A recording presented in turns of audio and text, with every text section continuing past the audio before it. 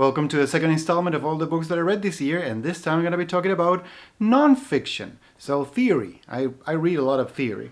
I'm going to start with two books that are just the most non-theory ones, that are more spiritual things, and then I'm going to move into political theory and Chilean political theory and then just philosophy in general. As always, here's the timestamp, so you can go and go for the books that you're interested, or at least the genre that you're interested in. So yeah, let's go. When I was in Seville, I bought this book by Claudio Naranjo. It's not by Claudio Naranjo, it's a collection of other writers who are inspired by Claudio Naranjo's.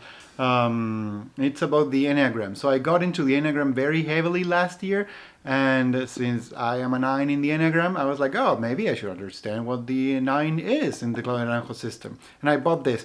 It's very nice. It goes through all the elements of the 9 and how it works and whatnot. It's okay, but there's a whole collection of this. So I guess if I really want to get into all the other numbers, I have to buy the other 8 tomes, which are very expensive. So I guess I'm going to read them one at a time. But I start with the 9. Very good. If that's into your thing, go for it. Cool.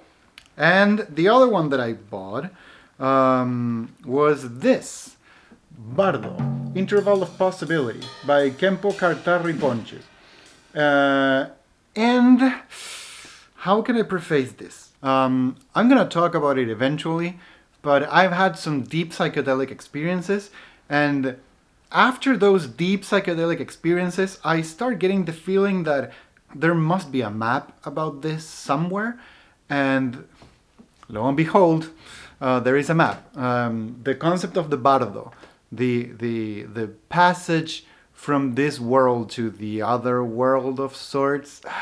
I hate talking about this because it sounds so cheesy and new age, and I'm such an atheist, but it's beautiful. The description of the bardo state, which is the state in which the mind goes through the process of dying, it's told from a very nice, it's explained in a very nice way here, and it completely matches the experience of psychedelics and the deep insights of it. The actual moment of death, you have an experience that is a cognitive experience, not a sensory experience, like the experience of boundless, clear and cloudless sky.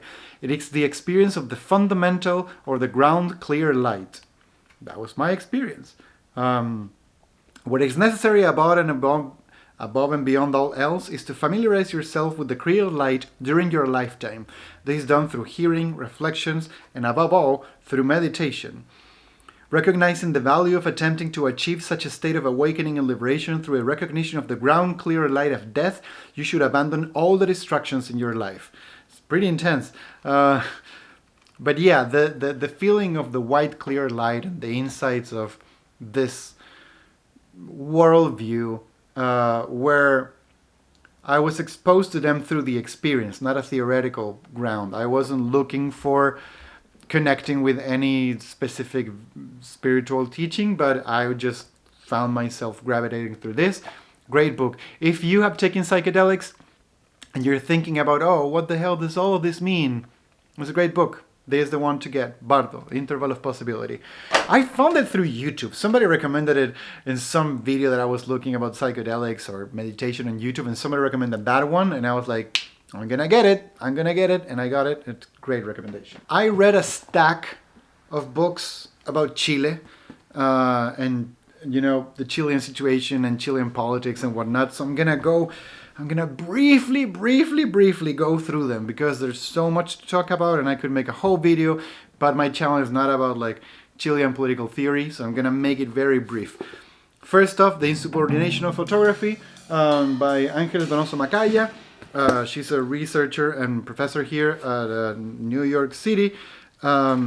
It's interesting. It's good. I bought it from the author herself. You can buy it too if you want to online. It's about photography and the role that photography fulfilled during the dictatorship in Chile and what it did for the resistance, and how the images of the disappeared were used and became an icon. It's good. It's fine. It's okay. It just, I have read much about it already, so it didn't have any new insights for me, like really deep cut new insights. But if you have no idea about the topic, that's a good way to, good point of entry. I also read Camila Bustos Fuentealba, Subjetividades Capitalistas, 40 años después. It's a survey about what do people who support the Pinochet regime think about. It's a nice way of understanding the Pinochetistas, which are just fascists. Very nice, very good.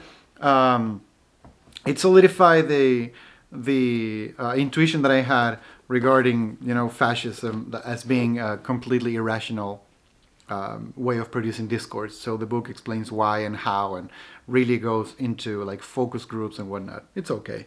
Nelly Richard. If you don't know Nelly Richard, she's a Chilean critic, art critic, and she writes essays. Great thinker. There's 2 books. Eruptions of Memory. It was great. About what is it about? Violence, dictatorship, art, critics, memory, tortures, confessions. It's very intense. It has a lot of intense moments. It's in English, so you can go and get it. Nelly Richard it's one of my favorite Chilean theoretical or critical thinkers. She's great. This is in English, so you can definitely get it.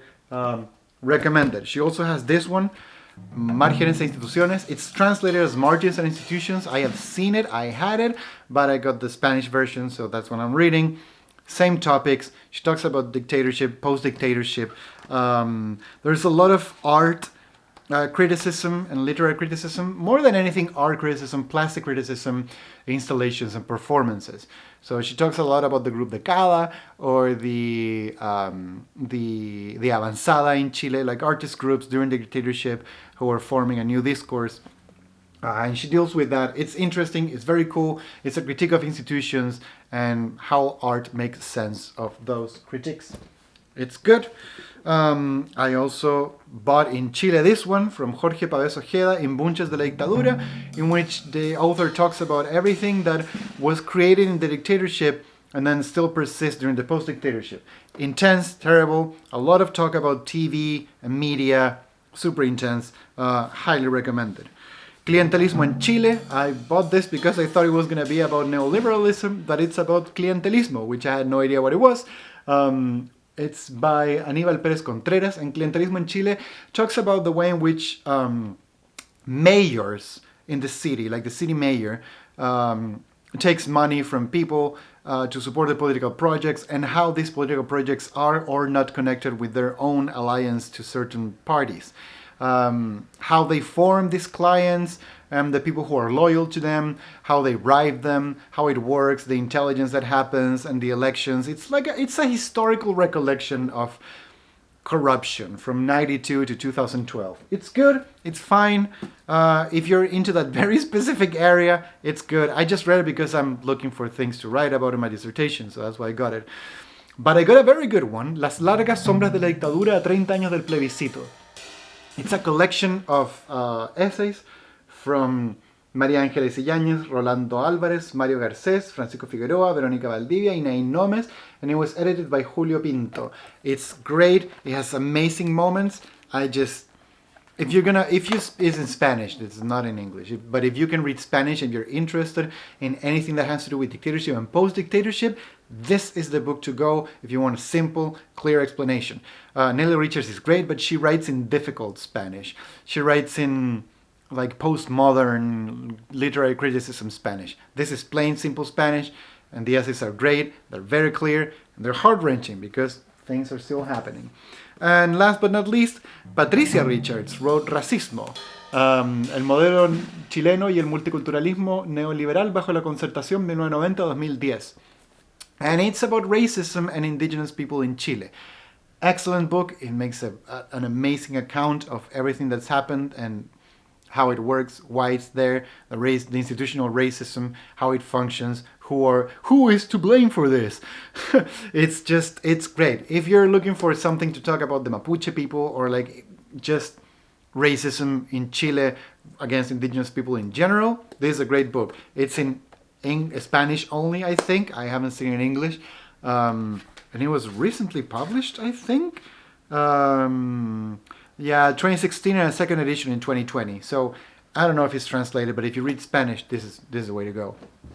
All right, we're approaching Marxist theory. starting with good old Marx. This is my copy of Capital. A friend made it when we were living in London. And I've read Marx before. I've read the Grundrisse. I've read the Goldbach program. I've read Communist Manifesto. I've read like other excerpts, but I had never actually. I've read abridged versions of Capital, but I've never like, okay, I'm gonna read Capital tome, like cover to cover, all the tomes, everything. I've never done that, so I did it. I started. I finished tome 1, volume 1. It's great.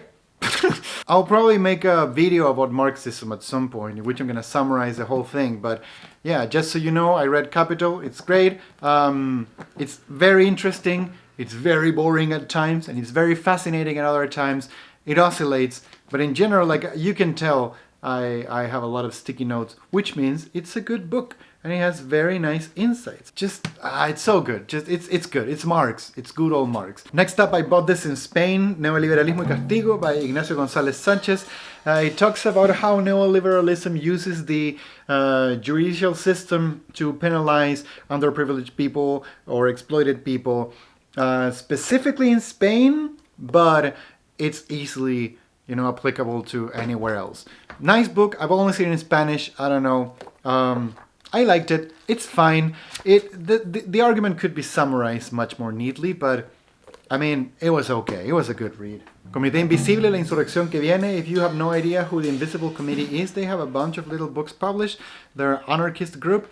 They're nice. They're good. I like them. There's a vibe of there's like a sad vibe to this book, like a defeatist feeling, like everything is fucked, we gotta fight for this is wrong, and it's like a very anarchist demeanor. Like we anarchists are kind of like we're angry because things don't work, and they could easily work if you just do what you need to do for it to work. So this book is basically that. Like, why can't you just do what you need to do for things to function? The insurrection that's to come, the upcoming insurrection, I have no idea what the translation is, but it's nice. It's very short too. It's a very good introduction to anarchism. Unlike this one, Tomás Ibáñez, Anarquismo no Fundacional, I bought it on a whim. I was in a library in Barcelona, and I saw this one, and I thought, ooh, non-foundational anarchism, what is that? Yeah, no.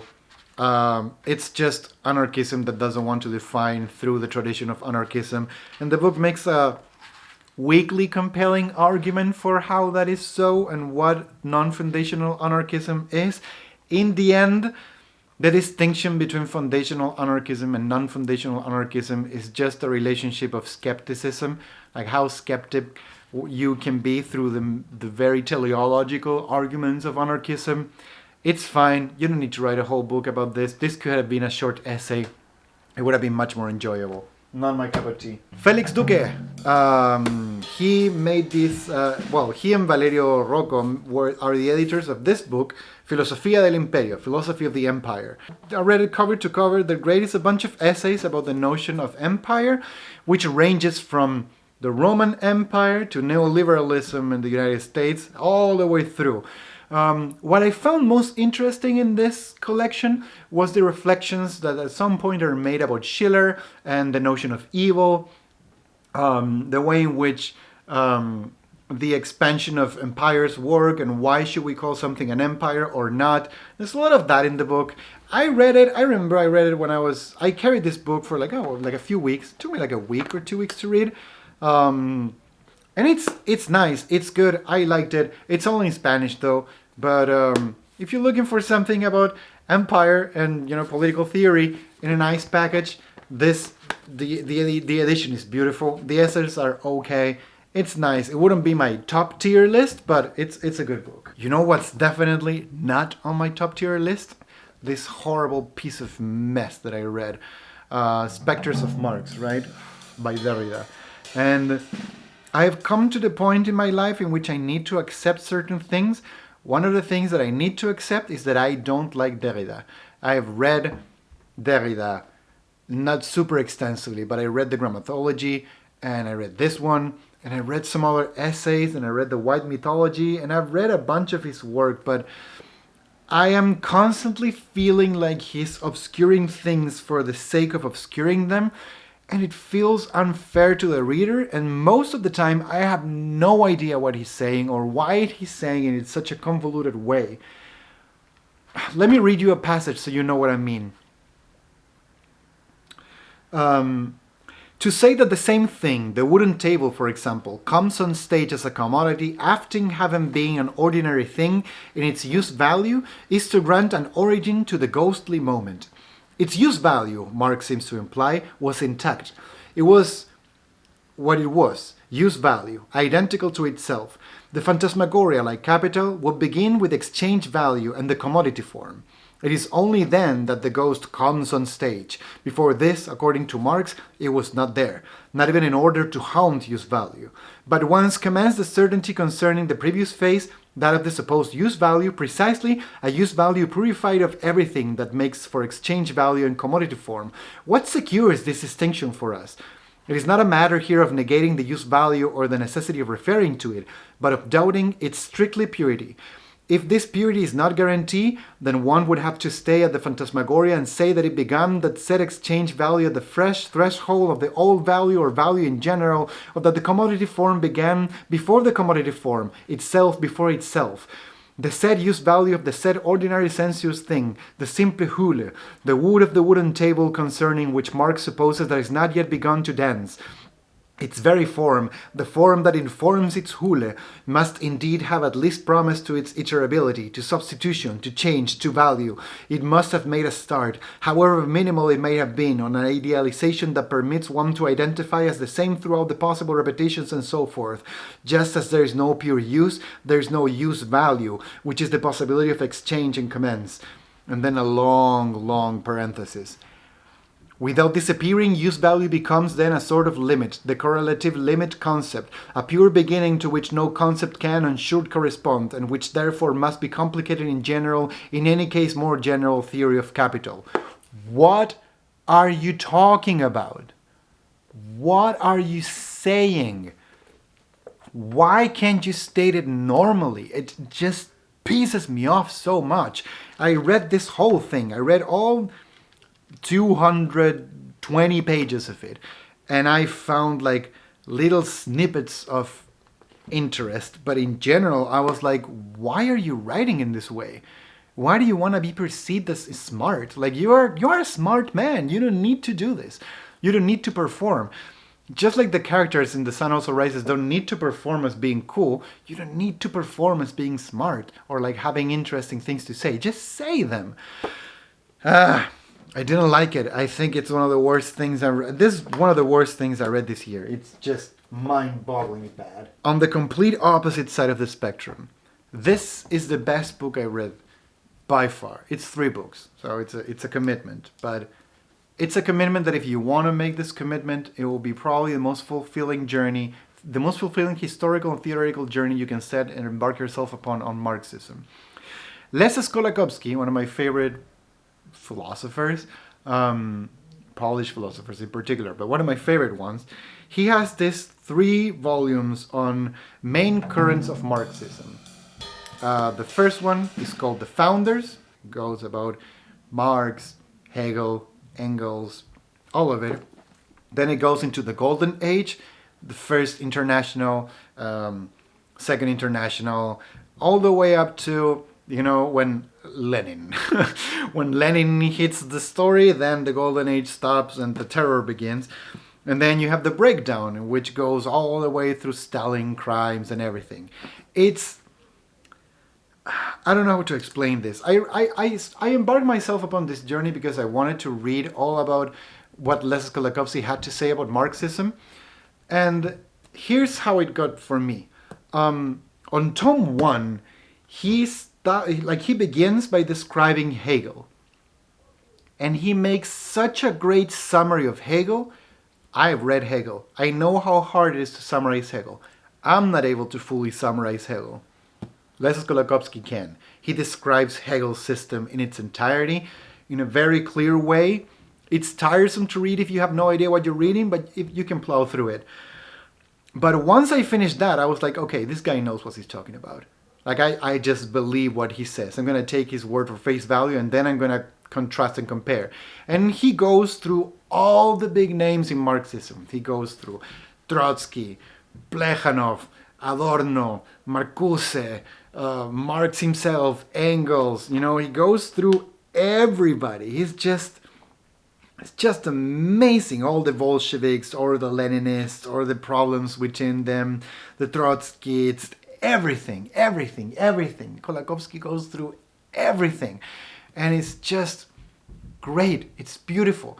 Mainly because he knows exactly what he's talking about. He knows his way through Marxism, but he's deeply critical of Marxism. He's deeply critical of the Marxist construct. He's deeply critical of the Marxist idea, but more than anything, and I fully agree with him, he's deeply critical of the Russian strain of Marxism and the way in which it was developed in the Russian Union and how horrible it was. He describes the horrors. He explains, there's this great section in the breakdown in which he talks about how the committee was demanding that only Marxist mathematics were taught in universities, and only Marxist biology and Marxist chemistry, Marxist science. If science cannot be transformed into a Marxist discourse, it's not real science. Marxism is science and everything else is just a footnote on the real history of Marxism. Marxism is the real understanding and the real knowledge of the world. It's like a cult. It's a death cult. It's a terrible death cult that was happening. I hate what happened in Russia. It's a disgrace for left thinking all around the world. And just let Kolakowski tell you all about it. It sounds like a big adventure. Like Tome 1 is like 530 pages, and Tome 2 is 520, and Tome 3 is 400 something. So it's a long commitment. But I read all of this in 2 months while reading other things. If you plow through it, it's not hard.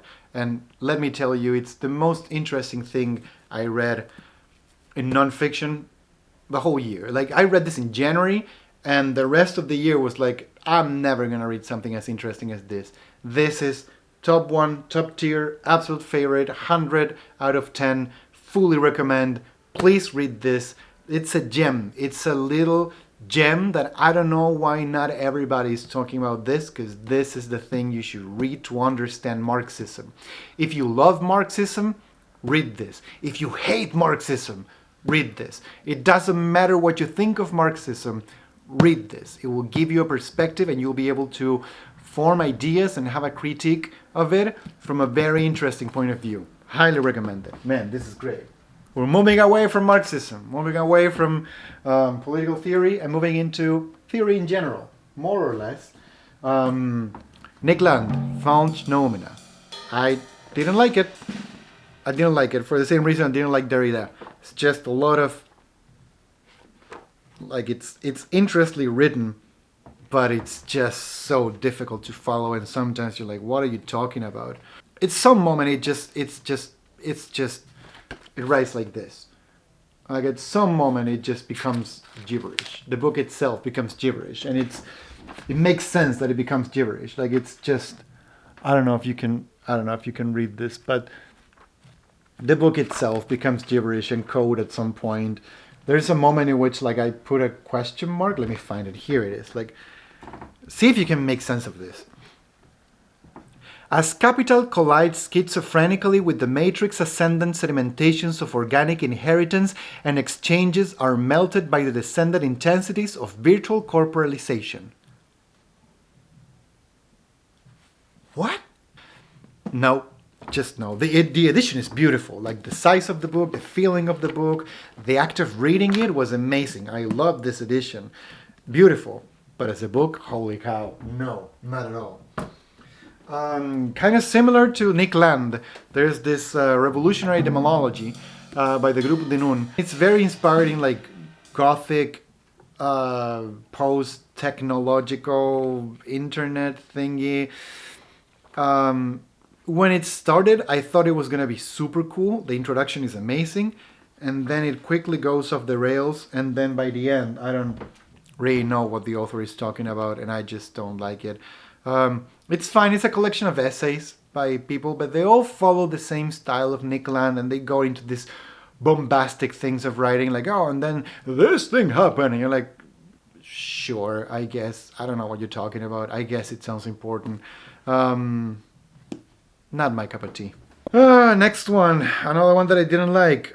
Towards the Trans-Individual Self by Anna Vujanovic and Bohana Chevik. I hope I'm pronouncing their names right. There's the book. I bought it because it's about trans-individualism, and that's kind of my topic, because that's very Hegel and very Spinoza. And they go into Spinoza a bit, but it's more about, it's like performance theory mixed with Spinoza. Tries to make a case for how we can understand trans-individualism, but it gets lost in the weeds, and by the end of it, the argument is just like, meh, sure, we can read that, we can understand it like that, but if you just read Hegel or you just read Spinoza, you don't really need this. It's feels like a long footnote to Spinoza, I would say. That's how it feels. It has moments. It has moments of clarity, but it's clarity that you don't really need to read the book to say. For example, the ideological operation of possessive individualism within the process of performing the self seems to be a twofold fiction. The fiction that competition in the market is fair play, and the fiction that competition with oneself is a solitary challenge. The market has a history of injustice, and no competition is free from it. Great, beautiful insight. It's probably the best insight of the book. It has nothing to do with the book. I didn't like it. I read it through, cover to cover, all, how much? It's like 300 something? Not even. 272 pages of it. I highlighted some moments and did my best, but I just didn't connect with it. Nope, no thank you. This huge monstrosity, Memory, History and Forgetting by Paul Ricoeur. I've read Ricoeur before. He has a book of metaphor that is like equally massive. Ricoeur is very smart, but he's very boring, and that's the issue. He has some cool insights. For example, the things remembered are intrinsically associated with places. It is indeed at this primordial level that the phenomenon of memory places is constituted, before they become a reference to historical knowledge. A struggle in the war against forgetting. These places remain as inscriptions, monuments, and potentially as documents. The book is about memory, of course, and how we create memory, how we pursue memory, how we maintain memory, how that memory is erased, how do testimonials work, how do we transfer memory and information. It's okay, but it's unnecessarily long, and it goes in very long and detailed explanations for authors I have never read and have no intention of reading. He goes so much about St. Augustine, like so much, and a bunch of other authors, like French authors, a lot of French authors. And I just, nope. No. If you want to write a dissertation on memory, which is what I'm doing basically, yeah, this can work and can help you, but as a fun thing to read, not necessarily. It's okay. Not my cup of tea at all. Spinoza y la no dualidad by Nacho Bañeras. I bought this in Spain too. When was this published? Must be recent, 2023. Like, it's super recent. I don't think it's translated. It mixes, it goes in detail explaining Spinoza, which actually feels like these two books are in conversation. Like the way in which Spinoza and trans-individualism are framed is very similar to the psychedelic experience or the Bardo experience. And what I mean by this is it's okay, but if you know your way around Spinoza, you don't need this. It's like a way of simplifying the topics and make you like excited about it and give you some pointers, but the book is very repetitive. It goes around the same topics over and over, and by the end of it you're like, okay, I got it. All right, I changed my attire. You know, the video was taking too long, so this is another day. But I'm gonna finish with our expedition. So the next book, I read The Savage Mind by Levi Strauss, and I was looking forward to this. I found it in a used bookstore and I was like super excited about it, and it didn't do much for me. Like, there's very little things that I highlighted. It goes in depth about the notion of totemism and a lot of points, and the idea of the magical world, and how different, how we can get different ways of understanding totemism and how totemism works, the relationship with nature, with like images, symbols, metaphors. Theoretically, it's interesting, and it has a few nice like insights. Um, like it's making a fair assessment of like different ways of looking at the world from the perspective of like Aboriginal tribes or indigenous people, but it's written in such a convoluted way and trying so hard to sound smart and be like, specific, um, that it just didn't do it for me. I went through all of it, like I finished the book, but it had no big impression on me. I have some highlights. Myths, rites, and totemism, for example. Unlike other systems of classification, which are primarily conceived like myths or acted like rites, totemism is always lived. It is an hereditary system of classification. In totemism, function inevitably triumphs over structure. The great lesson of totemism is that the form of the structure can sometimes survive when the structure itself succumbs to events. It's pretty good. Like it has those kinds of nice insights, but they're sparse and very far in between. Like sometimes you find a nice nugget, but it spends a lot of time. It's an anthropological text. It's a ethnographical book, so it goes in depth about like this tribe believes this thing, and this other tribe believes this thing. So if we put them on a graph, we can understand their beliefs in this way. So there's a lot of explaining what X tribe believes in this rite or that rite or this specific ritual. How does that work for this other tribe or this other group of people? It's fine, but when I'm reading a book like this, I don't want all the details of the example. I just want the nugget. Like, give me the nugget of information. If you're looking for specific things, if you're like an ethnographer or anthropologist, probably this will make more sense. But from where I stand, it just didn't do much for me. Next up, another book that didn't do much for me, and I was hoping it will do something. It was this one. It's Sioran, a short story of decay, a short history of decay. I had never read Sioran. I've heard about Sioran before, like the anguish, emo, everything is sad philosopher, and yeah, that's basically what it is. It didn't do much for me because it reads like this. How can I be gentle? Sioran reads like a teenager who read Nietzsche and Schopenhauer, didn't fully grasp what they were talking about, and became anguished with life, and so he writes from that perspective. There's so many teenage angst moments that is just not funny at all. There are moments of clarity and interesting things, but in general, the whole vibe is like a downer, with not much out of it. Like, creator of values, the man is the delirious creature par excellence, the victim of the belief that something exists. To be the solvent of a philosophy or an empire, what pride could be more melancholic or more majestic? All inspiration proceeds from a faculty of exaggeration. Lyricism and the whole world of metaphor could be a pitiable excitation without the rapture that delays words until they burst. I mean, I get what you're trying to say, but like I study metaphor for a living, man. that's a big chunk of my PhD research. And just saying like, oh, it's just a faculty of exaggeration. Just lyricism and metaphor, it's all exaggeration. Like, sure, but you're not resolving anything by labeling things in this broad painting. So Sioran does that all the time. When an entire nation at various levels is in search of rare sensations, it has accessed the vital pitch of superiority. Decadence is merely instinct gone impure under the action of consciousness. A nation dies when it no longer has the strength to invent new gods, new myths, and new absurdities. There is a plenitude of decline in an otherwise ripe civilization. Nothing monumental has ever gained from dialogue, nothing explosive, nothing great. Each civilization represents an answer to the questions of what the universe proposed, but the mysteries remain intact. Having exhausted his appetites, the man who approaches a limit form of detach no longer wants to perpetuate himself. At the antipodes of creation, he has made nothingness his own halo. It's not my thing, man. Just he seems pretty sad, and this is the core thing.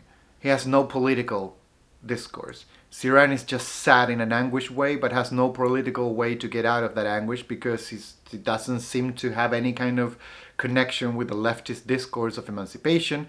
And the right discourse has no emancipation. It's just a perpetuation of the status quo and the relationships of power.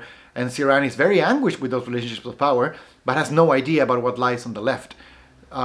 So politically, he's completely oblivious of what's happening. He tries to make some clever points, but he's just failing spectacularly, like what I read you about metaphor. He makes these big claims and puts like big sticker labels on things. This is just existentialism. This is just nonsense. This is just exaggeration. And it's like, sure, you're putting markers on things, but the act of putting markers is preventing you to think things through. When you find something that's difficult to unravel, you don't simply put a marker like a label on top of it and you resolve it. Like you wonder about it. That's the point of engaging with texts that don't agree with you. Like I read a bunch of texts that I don't like, authors that I don't agree with, or texts that are like questioning my assumptions. And I need to engage with those texts so I can see, oh, is there some kind of truth to these claims or are they just making things up? Is this an interesting take? And out of this book, I didn't get any interesting takes. Another book that didn't give me much, it promised a bunch, but it didn't deliver much, was this one. I bought it in Spain, so you probably would not be able to buy it in English. Mimesis of Articulations. It's a collection of authors. I bought it because it's about mimesis, and I like the topic of mimesis, but also because Derrida was here and Jean-Luc Nancy were here, and I was like, oh, there's an essay by Derrida and an essay by Nancy, it must be interesting at least. And kind of, but the text goes along into like analyzing other authors and other texts, and it's like a literary critic essay, and it doesn't do much for me. At moments it explains things, but like it has nice moments. Let me see.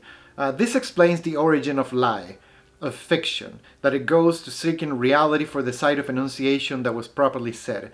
The mythic lie proceeds essentially from the practice of language in general.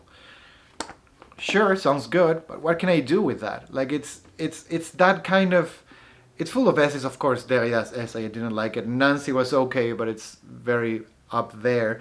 So yeah, I thought, like, I bought this book because I opened and I read the first few pages and I was like, oh, this is about mimesis and how we can think about mimesis. The Wittgenstein Tractatus and how we're going to get through this and what are the ways of understanding this text. And I'm like, there's a lot of things that I want to, think about. And at the end of the book, I was like, I'm not thinking about anything. Like, this is just random things. It didn't do much for me. I don't recommend it. No, thank you. I thought I was going to enjoy this one more, but it was okay. I saw this, Performance en el Museo como Performance. I saw it in Spain, that's where I bought it. And when I saw it 2 years ago.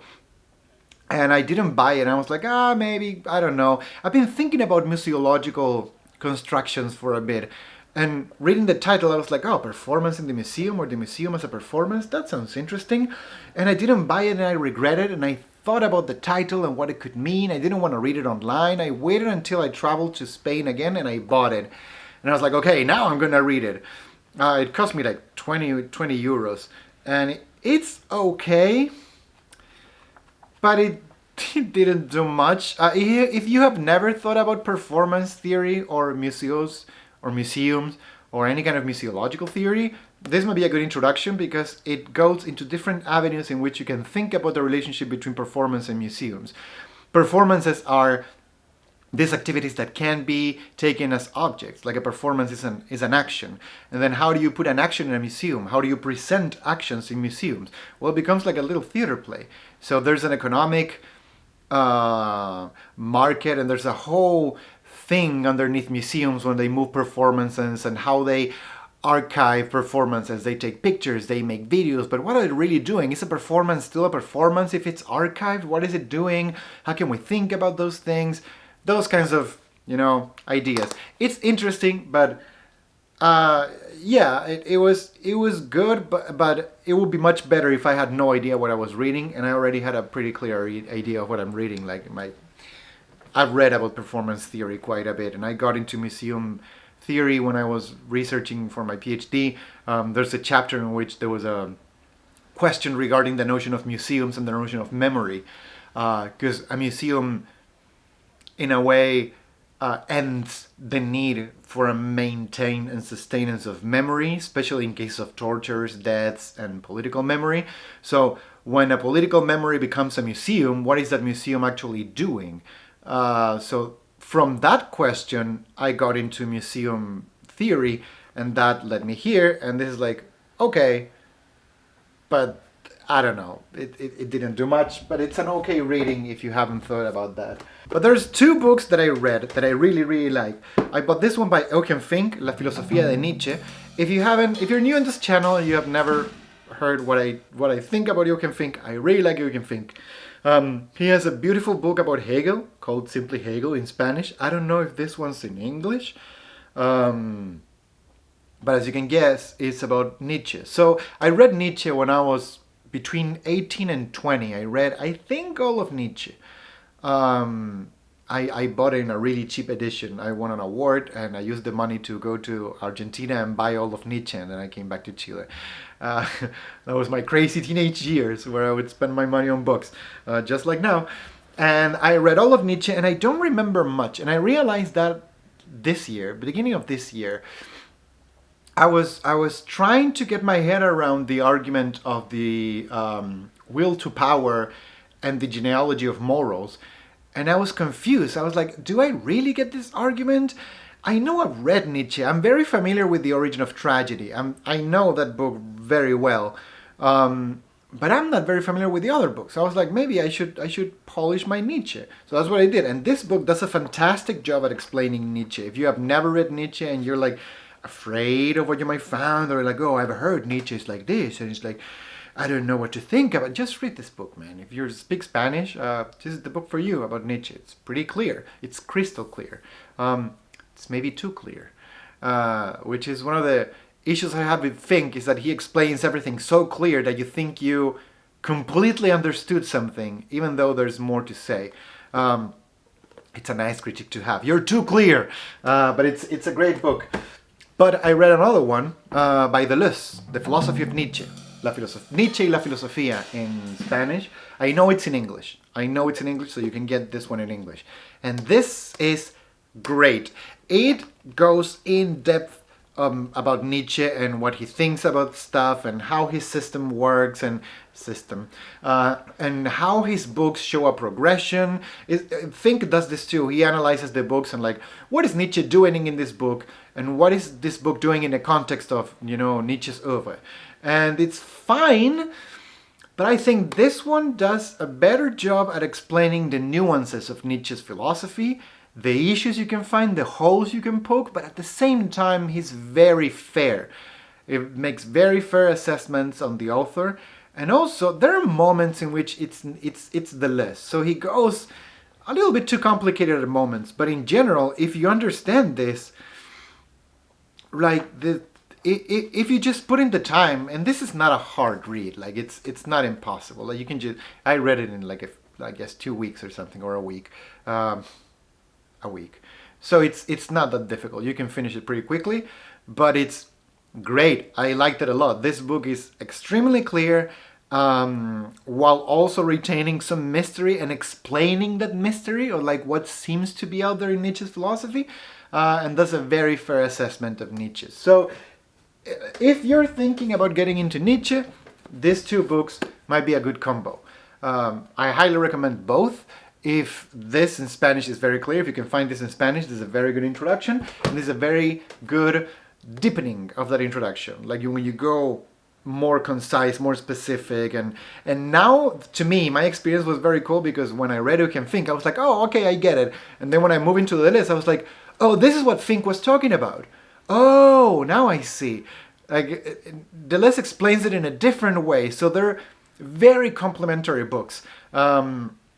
I feel like I have a very good grasp of Nietzsche's philosophy now, and I also actually rebought some books by Nietzsche, the Zarathustra and the Twilight of the Idols, I think, and another one, the Antichrist, I think, the Ecce Homo.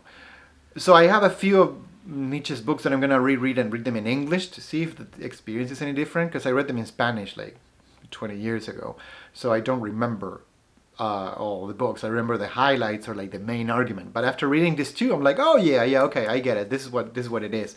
So yeah, it's pretty good. I like these two books, and I think that's all. That's all you need to know. There's nothing left for me to say. That's it. I hope you enjoyed this recap of the books that I read this year. There are many books, there's a lot to cover, a lot of ground to cover. I think what I'm gonna do, so I don't have to make these super extremely long videos next year, I'm just gonna make recaps every couple of months. I think that's better. Just whenever I reach like a limit of books that I've read, when the stack gets too high, I'm gonna make like a one comprehensive books of the books I'm reading instead of this one, because this made sense before when I was reading, but not this much. But now with the volume of text that I'm consuming, it's too much, it's too overwhelming, and I don't feel like making these videos that are too long, because I'm just sitting here talking to a camera for like a couple of hours, and it's not really that fun. So I'd rather just do like short snippets and tell you what I'm doing and what I'm writing and what I'm reading and what I'm thinking about, more than this long video format. I can still do them, but probably the format will change. Who knows? We'll know next year. Things will move in some kind of direction. Thank you so much for being here.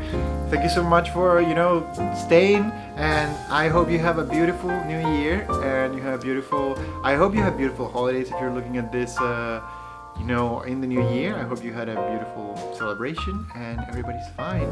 And yeah, take care. I'll see you super soon. Have a good one. Bye.